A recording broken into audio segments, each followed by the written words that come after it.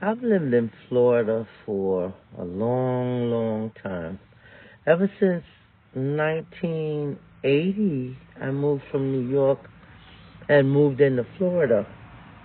Um, in New York, we had prejudice there, but it wasn't as bad. You couldn't really see it or really notice it like that because I lived in New York from 1970 to 1980.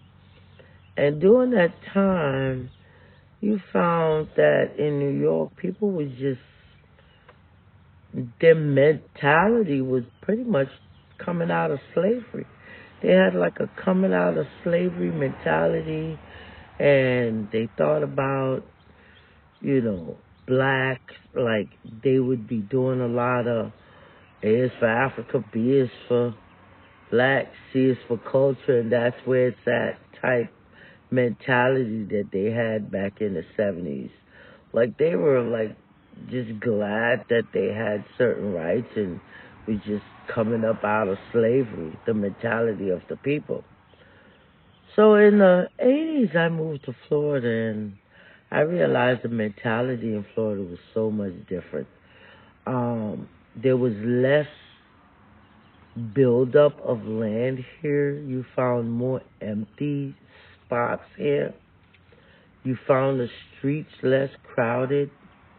But you did find that most people here was driving and they had cars. And if you found more than 20 cars on the road at one time going down the road, that was too much. That was like a busy day. So when I moved here, it was more like country. And I can remember when I was in New York and, you know, people were saying, oh, Florida's so country and yada, yada, yada. I never really thought about it, but until I got here and realized that, yeah, they were right. This place is very country. But that comes with a lot of after effect, too.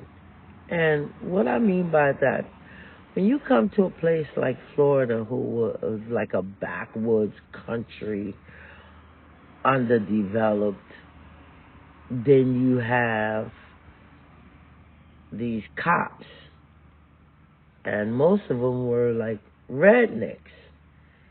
And what would happen here during the 80s, when you were here as a black person, you got stopped a lot. Me being out of New York, I started driving when I came to Florida, I was 16. I started driving here when I was about 18. Because you had no other choice. You had to learn how to drive. So I started driving at 18, and doesn't matter what color car I had, whether I had a red car, a white car, a blue car, a gray car, I would get stopped all the time.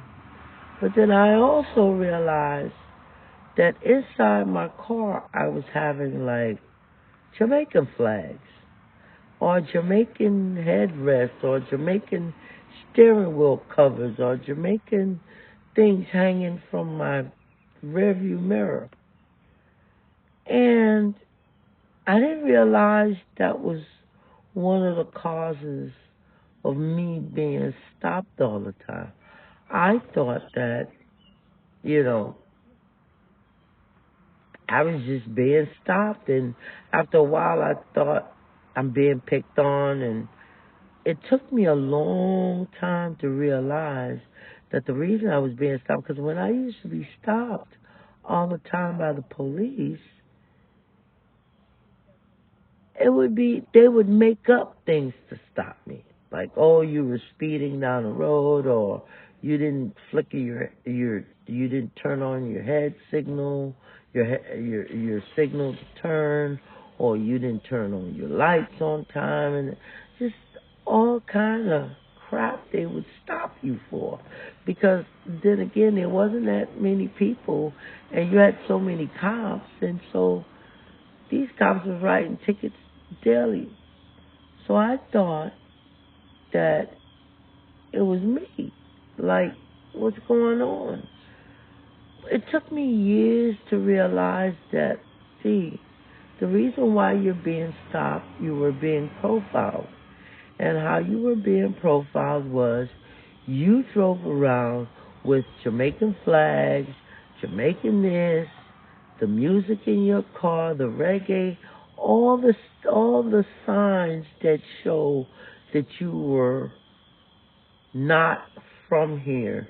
And you being a Jamaican, they automatically typically thought that you had weed or you were burning weed or you was a ganja smoker or whatever it is that you were.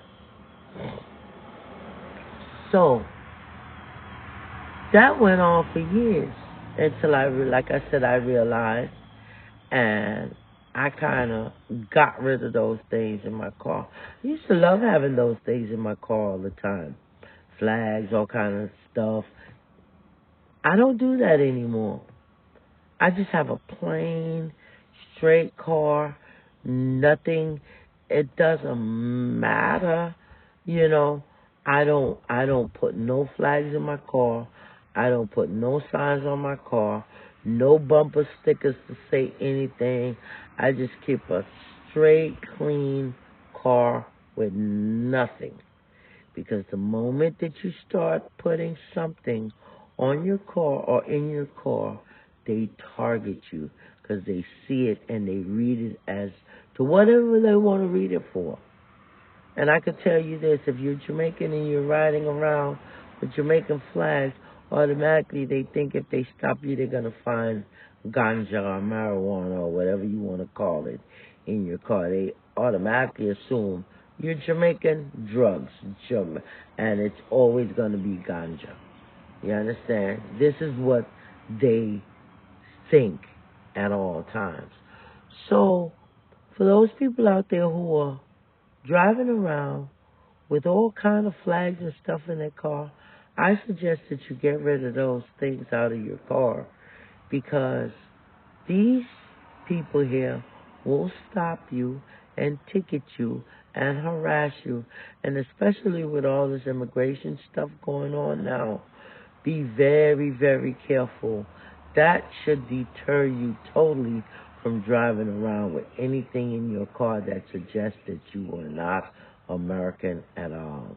Like, share, follow. Tell me what you think about this video.